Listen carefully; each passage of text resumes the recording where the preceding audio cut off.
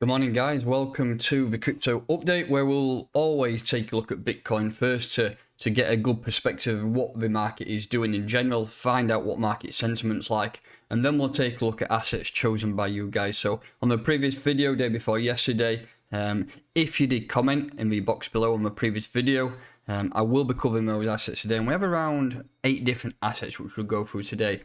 If you want me to cover any specific assets on tomorrow's video, make sure that you comment below, make sure you do hit that like button, and then I will cover all assets that you guys ask for tomorrow. So, starting off with Bitcoin, we are on the hourly time frame. Let's zoom out to the daily, get rid of those moving averages. We've had a good rise over the course of the last few days. It's been nothing to get too excited about, and this is what I'm looking at so far. Let's get rid of that.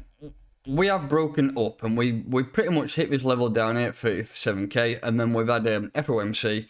We've had 25 basis points added to interest rates, which in terms of global economic outlook, it's kind of okay. We're pushing some more money into the system, and hopefully we'll still start to get some decent price action soon, because it has been very mundane on crypto for the last 3-4 months really. But we are still below this level of resistance at 42k. I think if we do break 42k, then we're going to go up and retest this 46k level of resistance again. If you can see this wick here and this wick here, we have retested that level of resistance twice. So fingers crossed, if we do get above it, if we get above 42k over the next couple of days, fingers crossed we do reattempt breaking through 46k. If we do reattempt 46k and break it, then you're really going to start to look up towards the 52k area. But I don't want to get too excited and jumping too far ahead, because we're still, like I say, we are still under this 42k level.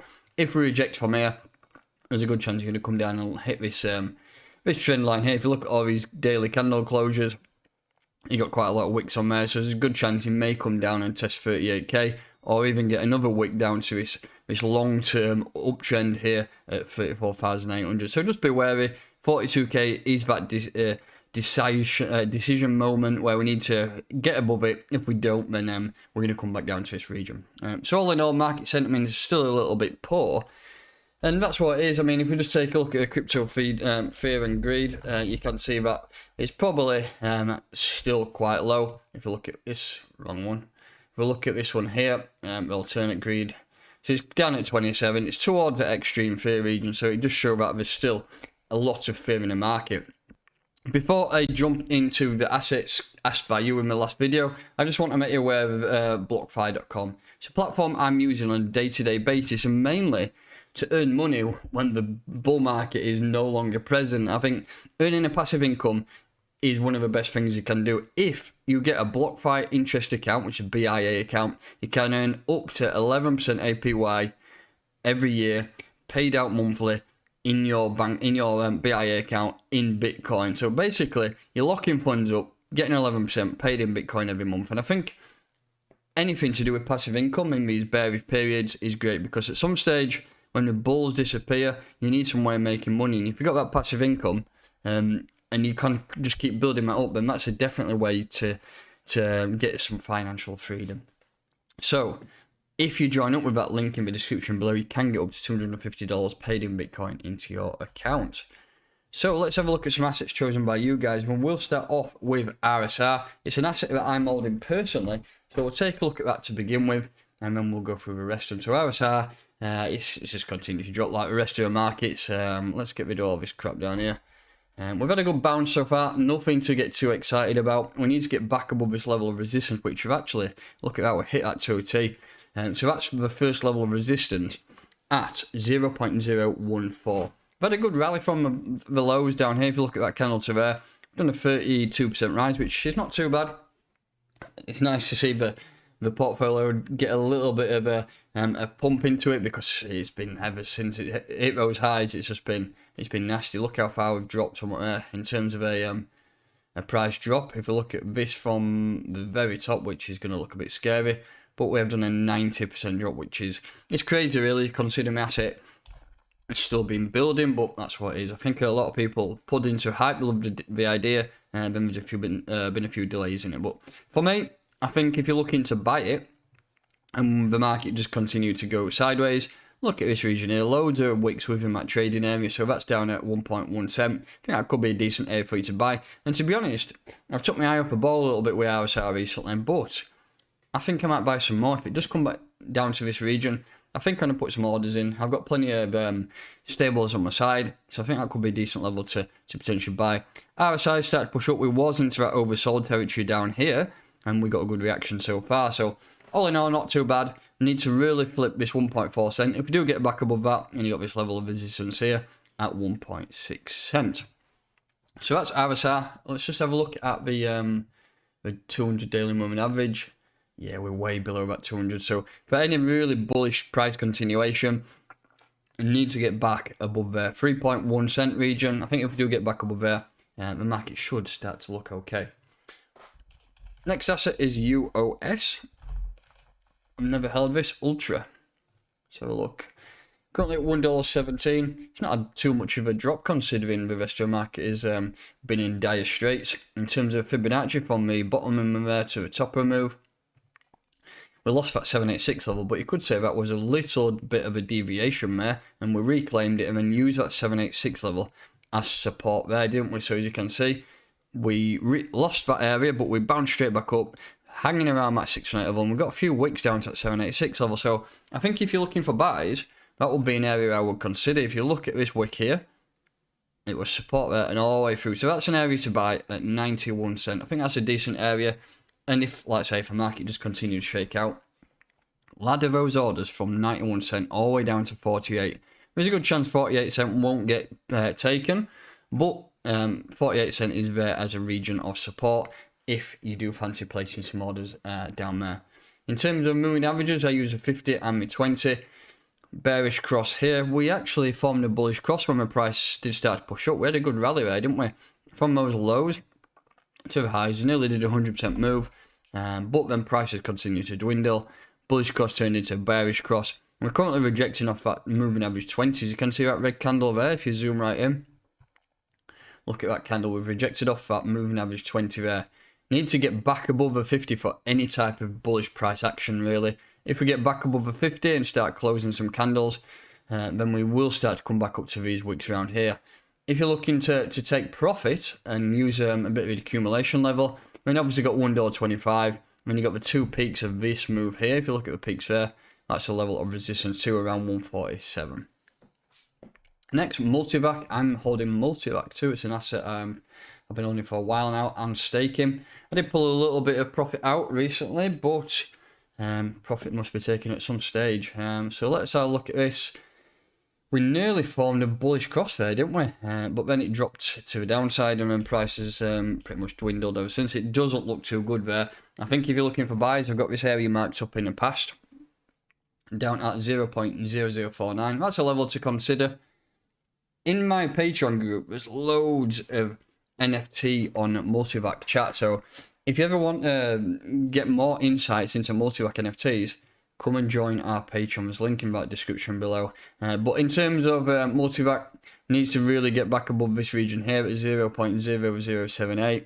If we flip that region, then you're going to go up and target 1.1 cent, but that's a long way off yet. I think we're more in favour of getting buys down here at 0.0049. So you're talking, that's nearly like half a penny. Next is an asset which I used to hold for a long time, and then I got a bit fed up with it, but the asset is still around. I'm not sure if they've even brought Viat out yet, to be honest. I bought this asset in the past just due to the fact of Viat, which was a currency they was building. I think this is still in the RC20. This is a Qcoin chart. And yeah, not much going on really. It's just been constant pumps followed by dumps, and it's not like the best. And as you can see, it actually quite annoys me there. I think Pluton is a little bit like this. You get all these major candles to the upside, just get sold off straight away. This is just previous holders. They're selling their bags in major profit. It's not that good, to be honest. But if you zoom out, weekly time frame, I mean, it's not the best looking chart there, is it? We've had a major pump drop. And all these pumps are getting smaller, aren't they? You can see this one's small, and you could even get a smaller pump before we start to get any type of price action. But, I mean, if you're looking for buys, there's only one thing you can do here, and put an horizontal ray on at the bottom there, and that's where you could look to buy. That's down at, wow, very, oh, it's a Bitcoin pairing, that's why. Let me go on to SNTVT. Got the wrong bloody chart, haven't I? There it is, the Ethereum chart. Must be a different chart on here. Let's have a look. This one. Thought it looked bad. SNT, here we go. Dollar chart, USD. This will look a bit better. Yeah, there we go. That makes more sense, doesn't it? So, SNTVT on a weekly time frame is currently at 0.0089. Let's get rid of that Majumbo. The level to buy is down there. You can see it's a clear major area of support. If you look at all that, all those wicks there bouncing as support, and there's really any daily closures with that. So if you're looking for buys, looking at area of liquidity down around 0.0056. So again, that's like around 0.5 cent. I'm not too sure if a project is still building. I hope we are. Fingers crossed that they're still building and you've still got a decent community. But I'm not part of that anymore. And I think that's the level, if you're looking to buy, is a level to definitely look to buy down there. But I'm not going to look at any other time frames. Yeah, it is what it is. I mean, we've had a good rise back in December. It shot all the way up to 2.2 cent and a sell-off. We've got data back to May 19 here, so plenty of data. It seems like the asset is still trading at a decent level. I'm not too sure on market cap, but that's something I'll have a look at in a different video maybe. Next asset is FTM. Look at this chart here, the Binance chart. There we go, $1.22. I think last time I've done a video on this recently maybe, and I said, look, if you're looking for buys, look at this region here at 131 and ladder them down to these two major support regions. So we've got this one that's coming in now at 97 cent, and we've also got 60 cent.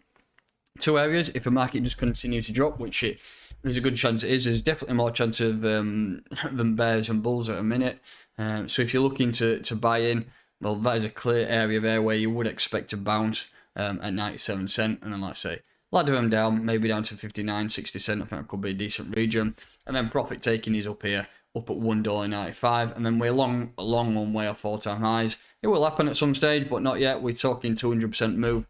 And we're just not quite in the environment yet for any type of bullish price action like that. And then finally, we'll cover MATIC, which is Polygon.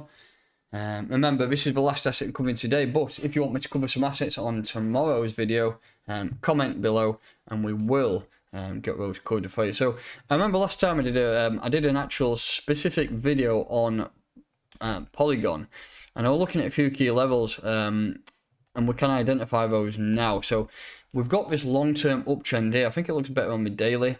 You can see there, yeah, several taps there, no closure below it, tap there, down at 20th of July. And then we've actually just lost it a little bit. I was looking for something, either a breakout of this lower term, or should I say mid-term downtrend, and then a breakup out of this long-term uptrend. I think if we did lose that, I did say, look, like we have here, I think there's a good chance you're going to come down and test some buys down here at $1.10. So if you're looking for some buys on Polygon, then look down there at $1.10. I think that's a decent region where you could target. We have kind of lost that downtrend. It's nothing too major because you could call it a deviation. We had a few candle closures down there, but we've pumped back up and we've actually rejected again off this downtrend. Really need to get back above this downtrend and back above this region here around 163. If you get back above 163, I think we'll start to churn up some highs and then go on and target this $2 region up here. But a long way off yet. I think you're more in favour of getting buys on at 113. But if you're looking to sell to accumulate, maybe look at $1.70. So that's going to do it today. Thanks so much for watching. Make sure you do hit that like button. Make sure that you are subscribed. And I'll catch you next time.